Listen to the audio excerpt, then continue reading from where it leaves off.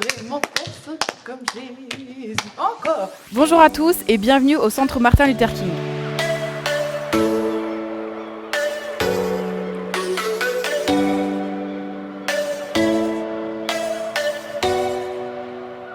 Je suis très heureuse de vous retrouver aujourd'hui pour le culte avec Stéphane Sarkis à la louange et Pascal Olive pour le message. Bonjour à toutes et à tous, je vous invite à ouvrir vos cœurs et à rentrer dans ce moment de louange pour notre Dieu. Amen. Trace un chemin.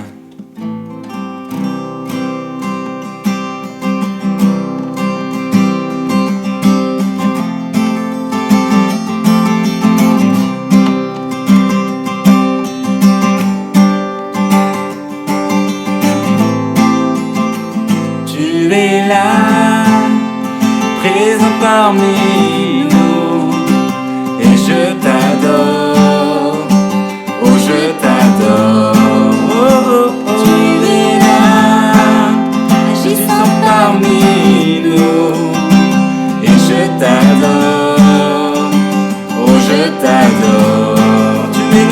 Tu es là, présent parmi nous, et je t'adore, oh je t'adore. Tu es là, agissant parmi nous, et je t'adore, oh je t'adore.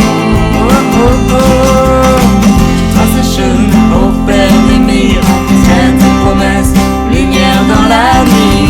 Mon Dieu, c'est ce que tu es. Au Père des miracles, tiens tes promesses, lumière dans la nuit. Mon Dieu, c'est ce que tu es. C'est ce que tu es. C'est ce que tu es.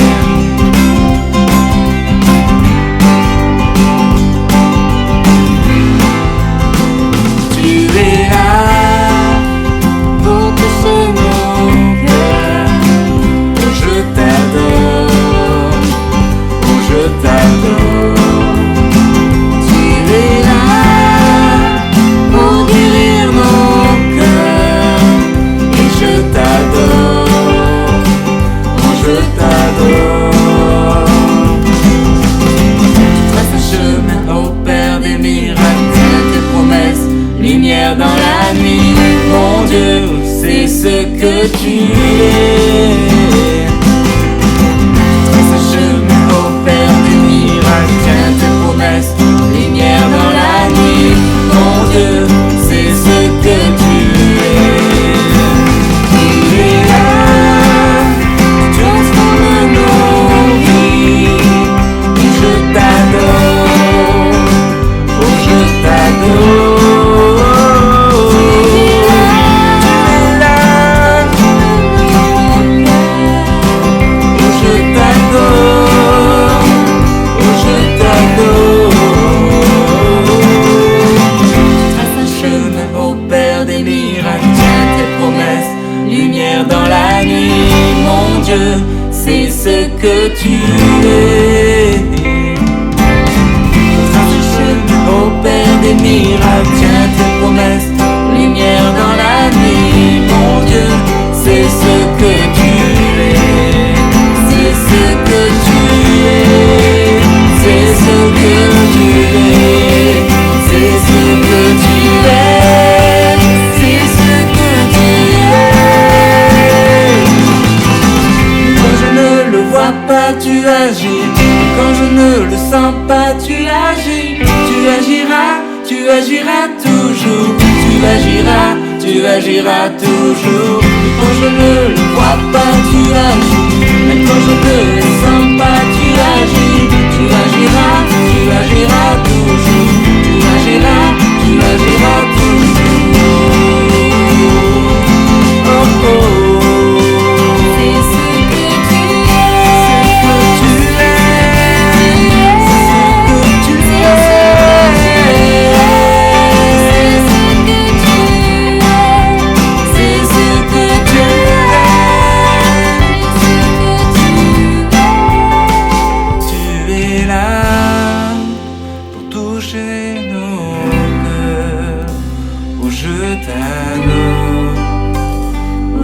t'adore. Tu es là pour guérir nos cœurs.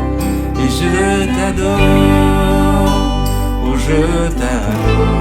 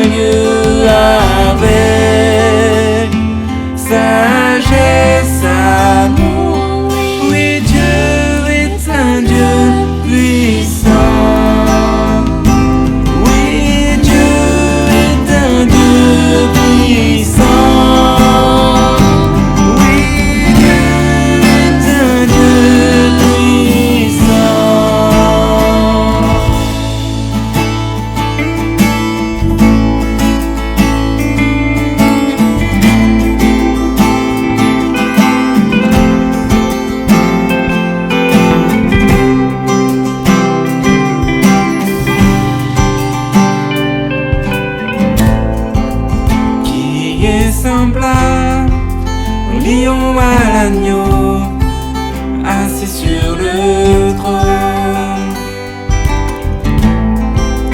Les monts s'inclinent, les océans rugissent devant le Seigneur. Louez Adonai,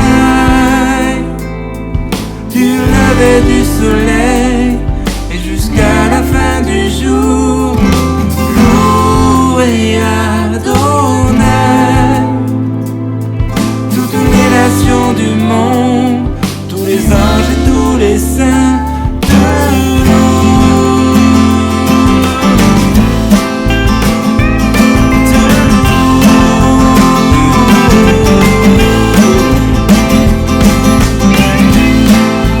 Qui est semblable au lion à l'agneau, assis sur le trône. Les monts s'inclinent, l'océan rugit devant le Seigneur. Louez Adonai, du lever du soleil jusqu'à la fin du jour. Louez Adonai, toutes les nations du monde, tous les anges et tous les saints te louent.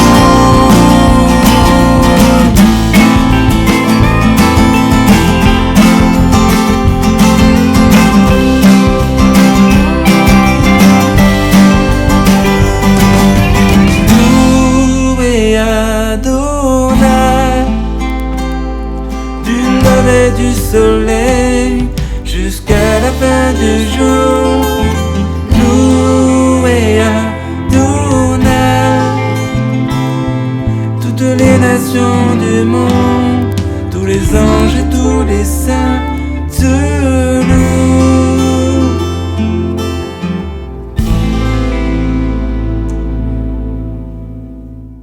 Merci Stéphane pour la louange, c'était super. On se retrouve maintenant pour le message avec Pascal Olive. Bonjour, chers amis. Comme vous le voyez, je suis au centre Martin Luther King avec Benjamin Morin et Norbert, et c'est super. Voilà. Merci Benjamin de faire tout cela. C'est super ce que tu fais. Et je voulais vraiment t'encourager et le dire à tous. Et je vous demande vraiment de lui envoyer des petits mots parce que grâce à lui, grâce à d'autres, on a pu faire ces cultes et nous pouvons faire ce culte aujourd'hui. Et merci à tous ceux qui le font. Merci aussi à Norbert, à toutes les équipes. Nous avons été, Norbert et moi, très encouragés de voir combien de jeunes, j'entendais Mathieu hier, mais je ne vais pas tous vous citer parce que vous êtes tous magnifiques et tous excellents, mais je suis très heureux de voir toute cette nouvelle génération qui se lève dans l'Église. Et c'est pour moi un sujet de joie, pour Norbert aussi et pour tout le Conseil. Et nous aurons dans les semaines qui viennent des initiatives à prendre pour accélérer la transition, que vous savez qui est dans mon cœur. Mais voilà, nous avons des belles générations devant nous et il est temps qu'ils prennent les choses en main. Aujourd'hui, c'est la Pentecôte. Vous le savez bien, une Pentecôte un peu spécifique, mais c'est la Pentecôte. La Pentecôte, c'est une occasion spécifique de célébrer le Saint-Esprit, la troisième personne de la Trinité. Pentecôte vient du terme grec, on ne va pas étaler sa science, mais ça veut dire 50, tout simplement. 50 jours après la Pâque. Ce que je voudrais ce matin souligner, c'est la continuité entre la Pentecôte juive, la Shavuot, et la Pentecôte chrétienne, comme entre le Premier et le Deuxième Testament. Pâques et Pentecôte sont deux des trois grandes fêtes du judaïsme, qui commémorent des événements importants de la vie du peuple d'Israël.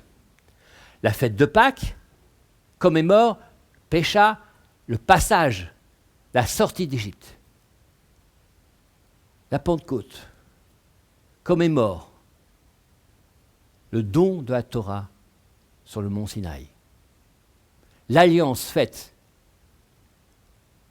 à travers Moïse entre Dieu et son peuple, alliance éternelle. Vous voyez combien cette fête est importante. Bien sûr, cette fête, à l'origine, avait aussi une signification agricole. C'est pour ça qu'on parle aussi de la fête des semailles. Le temps des prémices. Là, on sème. Mais très vite, de cette fête agricole, la Pentecôte est devenue une fête qui a commémoré l'événement historique de la constitution du peuple choisi par Dieu. La constitution du peuple d'Israël. Rappelez-vous, dans Exode 24, Moïse monta sur la montagne et la nuée couvrit la montagne. La gloire de l'Éternel reposa sur la montagne de Sinaï et la nuée la couvrit pendant 6 jours. Le 7e jour, l'Éternel parla à Moïse au milieu de la nuée. L'aspect de la gloire de l'Éternel était comme un feu dévorant sur le sommet de la montagne. Aux yeux des enfants d'Israël, Moïse entra dans la nuée, il monta sur la montagne. Moïse demeura sur la montagne 40 jours et 40 nuits. L'aspect de la gloire de l'Éternel était comme un feu dévorant sur le sommet de la montagne. Une montagne en feu. Voilà ce qu'est la commémoration de la Pentecôte pour les Juifs. La Pentecôte célèbre le don de la Torah au peuple. Et quand on connaît l'amour de la Torah dans le peuple d'Israël, on comprend l'importance de cette fête et combien elle est précieuse. Maintenant, revenons à ce qui s'est passé 50 jours après la résurrection du Christ, après la Pâque. Les disciples étaient rassemblés. Vous connaissez tous ces versets, nous allons les lire néanmoins, parce qu'ils sont précieux. Acte 2.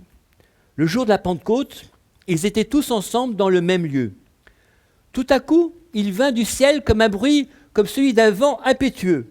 Il remplit toute la maison où ils étaient assis. Des langues semblables à des langues de feu leur apparurent, séparées les unes des autres, et se posèrent sur chacun d'eux. Ils furent tous remplis du Saint-Esprit et se mirent à parler en d'autres langues selon que l'Esprit leur donnait de s'exprimer. Amen. Vous avez remarqué? Comme un vent violent, comme un coup de vent, comme des langues de feu. Comme ce qui s'est passé au Sinaï, se passe maintenant pour les apôtres, pour les disciples. Avec aussi des différences. Mais c'est le même don de Dieu. C'est un nouvel événement fondateur qui est en train de se passer. Sur le Sinaï, Dieu a donné la Torah. Dans cette chambre haute, pour quelques personnes dans un premier temps, il a donné le Saint-Esprit, le don du Saint-Esprit. Et cet événement était l'événement fondateur du peuple de Dieu, de l'Église. C'est à ce moment-là que nous considérons que l'Église est née, le jour de la Pentecôte. Cette nouvelle alliance avait déjà été annoncée par les prophètes. Voici le jour où je conclurai avec la maison d'Israël une alliance nouvelle. Je mettrai ma loi, ma Torah, au fond de leur être, et je l'écrirai dans leur cœur. Alors je serai leur Dieu, et ils seront mon peuple. Jérémie 31, 31. Je vous donnerai un cœur nouveau, et je mettrai en vous un esprit nouveau. Ézéchiel 36. Oui, cette alliance s'est réalisée au moment où Jésus, ressuscité, tel qu'il l'avait promis, a envoyé son esprit à tous ses disciples réunis. Mais il y a une nouveauté dans cette alliance. C'est qu'elle s'adresse à l'humanité entière. La particularité, c'est que tous les hommes qui étaient rassemblés. Et la fête de la Pentecôte était un lieu où, un moment où tout le peuple d'Israël, venant du monde entier, de toutes les tribus, venait à Jérusalem. Et chacun a entendu, dans sa langue, la bonne nouvelle de Jésus-Christ. La dimension universelle de l'alliance est fondamentale. On peut résumer que la Pentecôte juive célèbre les origines du peuple hébreu comme une alliance, comme un peuple choisi par l'alliance, et que la Pentecôte, que fêtent les chrétiens, célèbre la naissance de l'Église, ce nouveau peuple de Dieu aux dimensions universelles.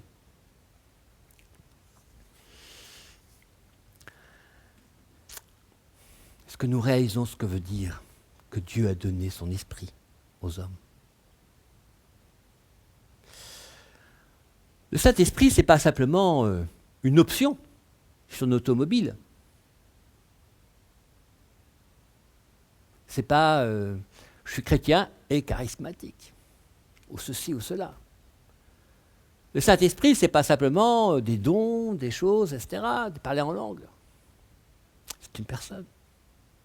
C'est le don de Dieu. Le don de sa personne. L'effusion du Saint-Esprit sur l'ensemble de la terre. Le Saint-Esprit est une personne qui connaît lui-même les choses de Dieu et qui nous les révèle. Ce n'est pas seulement une influence, un complément.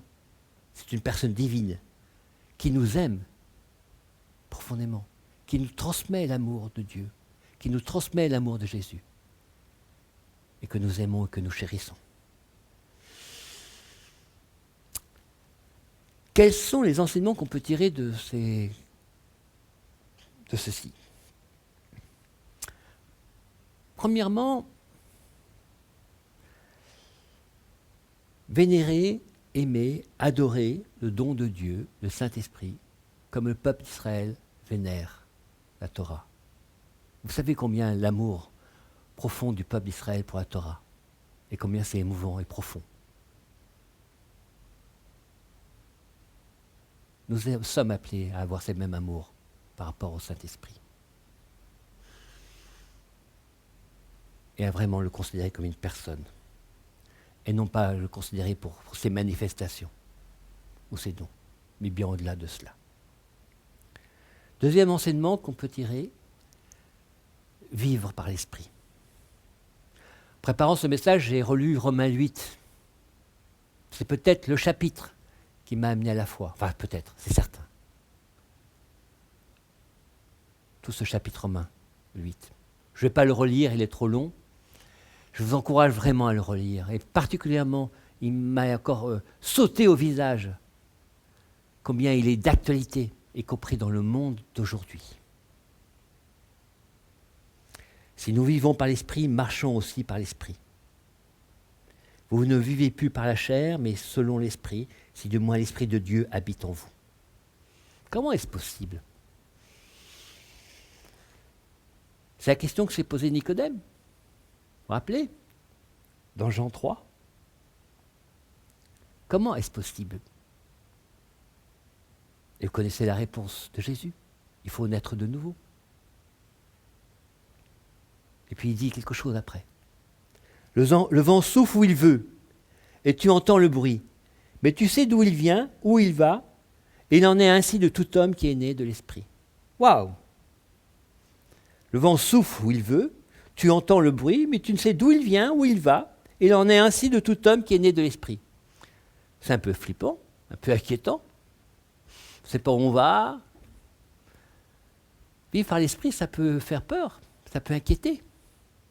Cette liberté de l'esprit peut inquiéter. On peut avoir le sentiment de dire, mais où sont les cadres ? Je vais vous donner comme un exemple où nous pouvons faire confiance dans le Saint-Esprit. Un exemple récent. Cet exemple, c'est ce que nous venons de vivre. C'est que le monde chrétien vit depuis 40 jours. Beaucoup de cadres ont disparu, nos cultes, nos habitudes, des choses très bien. Moi, le premier, j'aime beaucoup. Est-ce que tout s'est effondré ? Est-ce que tout s'est arrêté ? Le Saint-Esprit a tenu son Église. Et c'est un miracle. Comme je vous l'ai dit déjà, pour la première fois, plus de la moitié de la population n'a pas pu célébrer Pâques depuis l'histoire de l'humanité. Nous fêtons encore Pentecôte. Je suis devant des chaises vides pour fêter Pentecôte. Mais le Saint-Esprit est là. Et moi, combien j'ai été ému de voir combien, par le Saint-Esprit, nous avons été unis les uns aux autres, dans notre communauté et dans le monde entier. J'ai vu une petite vidéo qui m'a fait pleurer, qui était un chant, il y en a eu plein. Mais c'était un chant, je crois que c'était un chant d'Exo, peu importe, Hosanna, je crois.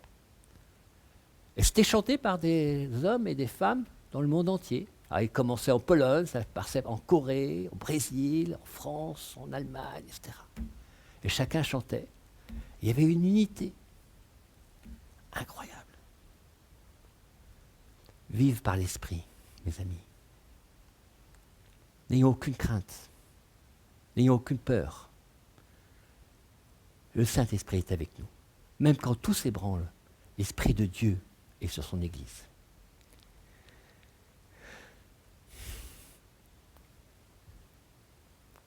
Troisième enseignement, et pour conclure,